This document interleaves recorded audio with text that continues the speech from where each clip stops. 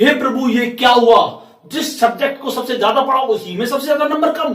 हे ये क्वेश्चन, इसको तो मैं करके ही रहूंगा। हे प्रभु 2 मिनट रह गए और मेरे क्वेश्चन रह गए 4। ये गलतियां ऐसी दोस्तों इस वीडियो में हम बात करने जा रहे हैं कि आप जब एग्जाम दे रहे होते हैं कौन सी ऐसी प्रॉब्लम्स क्रिएट होती हैं और किस वजह से होती हैं, उनका सॉल्यूशन क्या है, यही इस वीडियो में बात करेंगे, आपके लिए लेकर के आया हूं। और पूरे यकीन से कह सकता हूं कि ऐसी वीडियो पूरी यूट्यूब पर नहीं मिल सकती जो कि ऑथेंटिक और रियलिटी बच्चों को देखनी और झेलनी पड़ती है। नमस्कार दोस्तों, आपका साथी सुनील चौधरी और जय हिंद। दोस्तों हमें अपने देश के प्रति वफादार भी होना चाहिए। मेरी हर वीडियो में आपको जय हिंद जरूर मिलेगा। चलिए दोस्तों बढ़ते हैं आगे। देखो जब बच्चा एग्जाम देने जाता है तो सबसे पहली मिस्टेक करता है जो बच्चे लेट पहुंचते हैं। जब लेट पहुंचते हैं तो यकीन मानिएगा कि वो सबसे पहली गलती कर चुके होते हैं एग्जाम खराब करने की। जब लेट पहुंचे वो रूम के अंदर और जल्दी में वो देखते हैं क्वेश्चन पेपर को, आती हुई चीजों को भी गलत क्यों कर देते हैं। जहां ऊपर क्वेश्चन में नो लिखा होता है और वहां वो यस समझ बैठते हैं, उस नो को देखते ही नहीं और उसका आंसर पूरा लिख देते हैं। और घर जाकर जब देखते हैं तो पता चला कि उस नो को तो उन्होंने रीड ही नहीं किया था। वही कई सारे एमसीक्यूज में भी ऐसा देखने को मिलता है और ये छोटी छोटी सिली मिस्टेक्स उनको ले डूबती हैं। वही उनका जिदपन, जब वो सोचते हैं कि इस क्वेश्चन के आंसर तो मैं नहीं कर सकता, कैसे नहीं, इसने पूरे साल भर किया है, और उसे पकड़े रखते हैं दोस्तों। और पता चला वो इतना टाइम खा चुका होता है कि वो दूसरे क्वेश्चंस के लिए समय बचता ही नहीं और वो आंसर्स अटेम्प्ट नहीं हो पाते। तीसरी गलती बच्चे जो करते हैं तो वो क्या होती है, जो उन चीजों पर ज्यादा फोकस करते हैं जो उनको अच्छे से नहीं आती।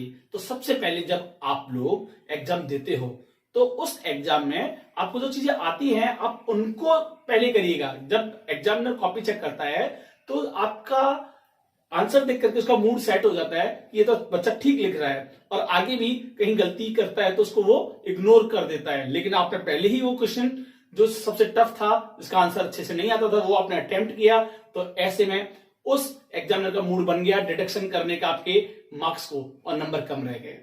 वही दोस्तों जब 2 एग्जाम में गैप होता है तो ऐसे में क्या करना चाहिए, तो ऐसे में अगर लंबा गैप है तो ऐसे में आपको जैसे कि आज एग्जाम ओवर हुआ, बच्चों के बोर्ड के एग्जाम आ ही रहे हैं, क्लास 10th और 12th के, बहुत कम समय रह गया है, और ऐसे में एक गंभीर मुद्दा उनके लिए आप करें क्या, तो वो स्कूल जाना छोड़ें, सिर्फ फोकस सेल्फ स्टडी पर करें। जो चीजें उन्हें आती हैं उसको स्ट्रांगली लिख करके याद कर लें, क्योंकि आपको लगता है एक बार पढ़ने से आपको याद हो गया, ऐसा नहीं होता।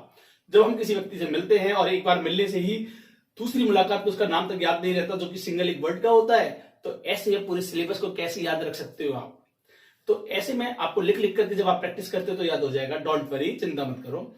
वहीं जब आप 2 एग्जाम के बीच में गैप है, मान लो 5 दिन का गैप है, तो आज जो एग्जाम आपने दिया है, तो जो टफ आपको एग्जाम मतलब सब्जेक्ट लगता है उसको आप आज का भी और अगला दिन भी दीजिएगा, क्योंकि बाकी के दिन जो आपका इजी जो सब्जेक्ट है उसको आप दे सकते हो, कोई दिक्कत नहीं। क्योंकि एग्जाम टाइम में हमारी स्पीड जो होती है बहुत बढ़ जाती है। यकीन मानिए आपकी याद करने की कैपेबिलिटीज, लिखने की कैपेबिलिटीज, पूरी तरीके से आप तन्मयता के साथ जुट जाते हो अपने एग्जाम को अच्छा करने के लिए। वहीं दोस्तों इस वीडियो में हम बात करने जा रहे हैं कि जो बच्चे एकदम से फियर मतलब डर उनके अंदर बैठ जाता है, इस डर का शिकार हो जाते हैं जब हम जैसे देखते हैं कि बच्चे इंटरव्यू देने जाते हैं और इंटरव्यूअर जो सामने बैठा होता है सब चीज उनके सामने भूल जाते हैं। ऐसा ही क्वेश्चन पेपर के साथ भी होता है, जब हम देखते हैं और उसमें सारे क्वेश्चन आते हुए भी छोड़ देते हैं, भूल जाते हैं, अरे यार इसका आंसर क्या था, सेट याद नहीं आ रहा यार। ऐसा आखिर क्यों? क्योंकि वो क्वेश्चन को नहीं पढ़ते। सबसे बड़ी भूल तो वो यही करते हैं, जब बच्चों ने तैयारी की उस समय क्वेश्चन को याद नहीं किया, क्वेश्चन को नहीं समझा, आंसर तो याद हो गया लेकिन उस आंसर का करोगे क्या, क्योंकि जो क्वेश्चन था उस क्वेश्चन की जगह आपने दूसरे क्वेश्चन का आंसर लिख दिया। तो ये गड़बड़ियां भी करते हैं। इसलिए क्वेश्चन को आप ठीक से पढ़िएगा, उसमें पूछा क्या जा रहा है। इसलिए जो सैंपल पेपर होते हैं उन सैंपल पेपर्स में बच्चे जो गलती करते हैं वो 3-4 जो क्वेश्चन कि ये नहीं तो ये नहीं तो ये या और करके होता है, उन सबको पढ़ना चाहिए कि ये क्वेश्चन कितने तरीके से पूछा जा सकता है।